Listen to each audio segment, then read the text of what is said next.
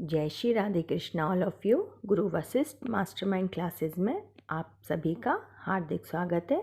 आज हम यहाँ इंटर क्लास में आने वाले गरुड़ ध्वज नाटक के उद्देश्य के बारे में समझेंगे, जो कि हमारा 80 वर्ड के अंतर्गत है। गरुड़ ध्वज नाटक का उद्देश्य अतीत की घटनाओं के माध्यम से वर्तमान भारतीयों को उच्च चरित्र, आदर्श, मानवता तथा ईमानदारी के साथ साथ देश के नवनिर्माण का संदेश देना है। नाटककार उदार धार्मिक भावनाओं को व्यंजित करके धर्मनिरपेक्षता पर बल देता है। वह देश की रक्षा और अन्यायियों के विनाश के लिए शस्त्रों के उपयोग का समर्थन करता है। नाटक के तीनों अंक में एक एक मुख्य घटना क्रमशः न्याय, राष्ट्रीय एकता तथा राष्ट्रीय शौर्य को प्रदर्शित करती है। इसके बाद गरुड़ ध्वज नाटक के आधार पर आचार्य विक्रमादित्य का चरित्र चित्रण। अगर चरित्र चित्रण आता है तो हम 80 वर्ड में कैसे लिखेंगे? तो उसका उत्तर है तेजस्वी व्यक्तित्व। आप पहला पॉइंट डालेंगे। आचार्य विक्रमादित्य का 87 वर्ष का प्रभावपूर्ण तेजस्वी व्यक्तित्व है। कठोर अनुशासक पालक।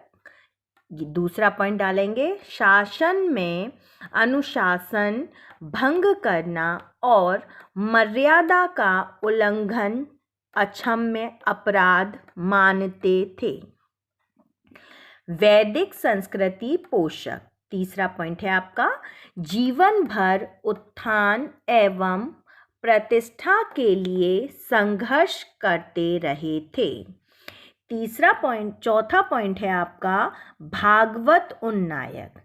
ब्राह्मण धर्म रक्षक, न्याय प्रिय, महान देशभक्त, निराभिमानी, शरणागत वत्सल, उदार एवं विनम्र, दृढ़ प्रतिज्ञ, भीष्म पितामह के समान आजन्म ब्रह्मचारी व जनसेवक, अर्थात अपने आप को जनता का सेवक मानना विक्रमादित्य के चरित्र के आभूषण हैं। ये दो। इसके बाद आपका आ जाता है गरुड़ ध्वज नाटक के आधार पर कालिदास का चरित्र चित्रण। इसका पहला पॉइंट है महाकवि। कालिदास के सामने सभी नतमस्तक हैं। दूसरा पॉइंट है आपका शिव भक्त। कुमार संभव व मेघदूत में महाकाल का वर्णन किया है। तीसरा पॉइंट है आपका वीर सेनापति। लेखनी चलाने में निपुणता के साथ तलवार चलाने व सैन्य संचालन में अत्यंत निपुण हैं। चौथा पॉइंट है आपका कविता के प्रति गंभीर। उन्होंने सदैव औचित्य अनौचित्य का पूर्ण ध्यान रखा। पांचवा पॉइंट है आपका मानवतावादी। मानव के प्रति पूर्ण श्रद्धा व देवत्व के प्रति अविश्वासी। यहाँ मानव के प्रति उन्होंने पूर्ण श्रद्धा दिखाई थी व देवत्व के प्रति अविश्वासी थे। 6वां पॉइंट है आपका व्यक्तित्व पूजा विरोधी। व्यक्ति पूजा विरोधी थे। राम देवता रूप से असहमत थे। जो